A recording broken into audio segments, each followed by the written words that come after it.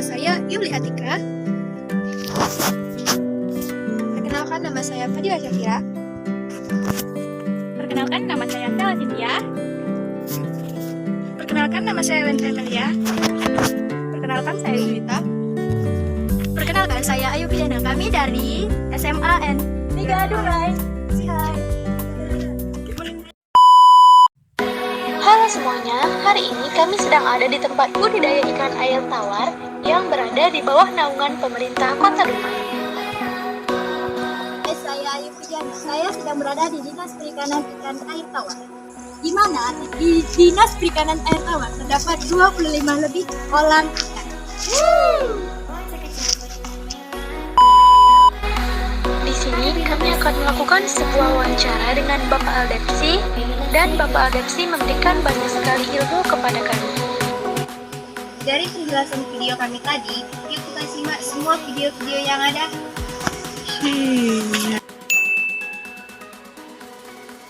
Air tawar khususnya lele ya. Iya, Pak. Di latar belakang saya ya. Iya, Pak. Jadinya saya itu termotivasi dengan kebutuhan ikan konsumsi khususnya lele di Kota Dumai. Karena kita khusus Kota Dumai itu ya, itu masih mendatangkan ikan-ikan dari luar. Itulah motivasi saya. Jadi ya, setelah saya lakukan ini cukup menjanjikan gitu, menambah ekonomi keluarga. Seperti itu. Wah, ternyata latar belakang Pak Dedek melakukan usaha budidaya ikan air tawar itu karena pada saat itu Kota Dumai masih mendatangkan ikan dari luar. Hal tersebut membuat Pak Dedek mengambil langkah untuk membuat usaha budidaya ikan yang diperkirakan cukup menjanjikan. Saya melakukan usaha budidaya ini dari tahun 2008. 2008. Iya, Ya, Pak, ya. itu kita membentuk sebuah kelompok tahun 2008 yang beranggotakan 10 orang. Itu kalau boleh tahu Pak, usaha sampingan atau usaha utama Pak? Maksudnya pekerjaan utama atau sampingan? Untuk saat ini sudah menjadi usaha utama. Oh, berarti yang sampingan udah nggak ada lagi. Yang sampingan justru yang dulu utama sekarang jadi sampingan. Tak disangka-sangka, ternyata Pak Dedek telah menekuni usaha ini selama kurang lebih 15 tahun.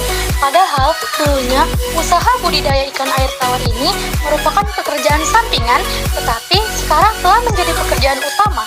Malahan, pekerjaan utama yang dulu menjadi pekerjaan sampingan oleh Bapak Dedek.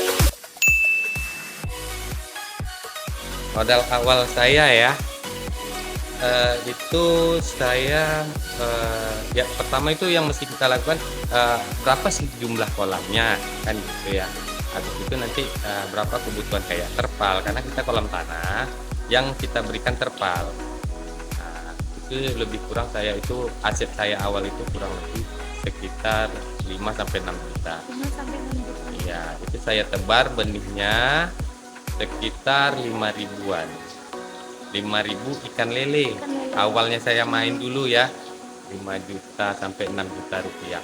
Itulah yang saya ingin. Itu udah sama ikan itu aja atau kayak udah semuanya gitu Pak? Itu masih ikan. Oh, masih Jadi ikan. ya 5 sampai 6 juta itu hanya ikan, benih dan pakan. Nah, dari benih sampai pakan siap konsumsi. Berarti pembesaran ya. Dari pelet yang butirannya kecil hingga besar. Belum lagi kita hitung seperti aset tadi ya. Jadi jatuhnya kalau terpal, habis itu tangguh ya, pompa-pompa itu kan aset itu. Iya, Pak. Itu beda. Berarti sekitar 5 sampai 6 jutaan. 5 sampai 6 juta itu untuk pemeliharaan. Untuk memulai usaha budidaya ikan air tawar dulu, Pak Dedek mengaku telah menghabiskan uang sekitar 5-6 juta loh guys. Wah wah wah. Selama saya dalam masa pemeliharaan budidaya ya, kita di sini sudah ada agen-agen kontrolnya. Itu biasanya dari pasar mereka bisa kan hanya bapaknya itu itu ada yang bisa 50 kilo, ada yang 100 kilo, tergantung juga ya mereka lah.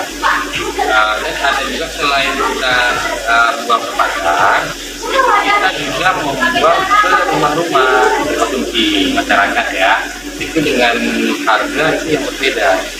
Nah, jadi kalau agen pasar itu mengambil keputusan harga tapak sampai 20, kalau untuk konsumsi rumah tangga itu biasanya 23 sampai 25. Itu kalau yang rumah tangga itu Bapak jajakan atau memang orang tua yang memesan? Biasanya mereka kan karena kita budidaya di sini, mereka kan rata-rata udah pada tahu. Nah, jadi begitu kita panen, mereka udah aku pesan ya, pesan dulu. Ada juga sih, ya kalau untuk teman-teman yang lain sih bisa jaga door to door, bisa juga. Aku panen nih, mereka kan tahu nih kita mengarahkan ya. Kalau begitu selesai proses panen, mereka bawa udah per kilo gitu aja.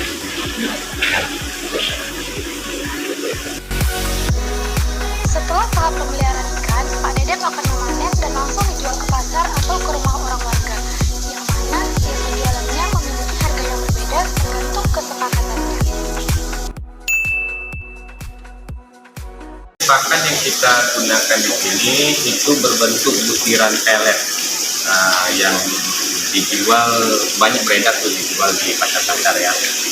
Namanya itu 781 di Profit, kodenya 781. Kenapa kita menggunakan pelet itu? Karena peletnya itu mengandung protein yang tinggi, kurang lebih sekitar 28 sampai 33%. Jadi itu sangat berpengaruh untuk pertumbuhan ikan lele. Semakin tinggi proteinnya, semakin cepat tumbuhnya. Karena kita kan masih ikan usaha ya, jadi usaha itu dia ada target waktu. Begitu dia ditebar, kurang lebih 3 bulan dia wajib tepat. Seperti itu. Guys, ternyata jenis pakan itu sangat berpengaruh bagi pertumbuhan ikan. Jadi, nggak boleh sembarang pilih-pilih pelet ya.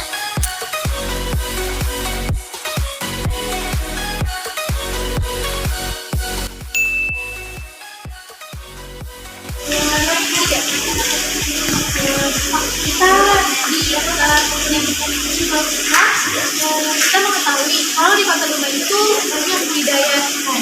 Tapi apakah hasil kebutuhan ikan konsumsi ini cukup untuk Kota Dumai?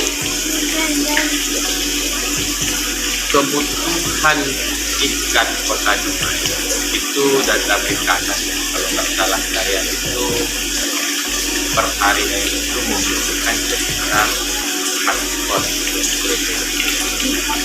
Iya, itu datanya itu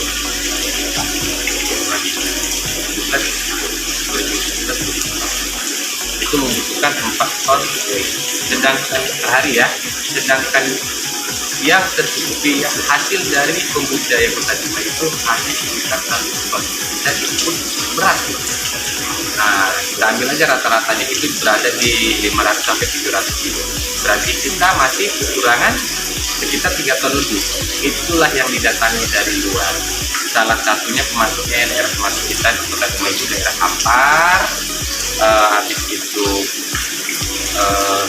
Bangkinang, Kampar ya, Sumbar, itu masih juga. Nah, ada juga yang dari Rocky.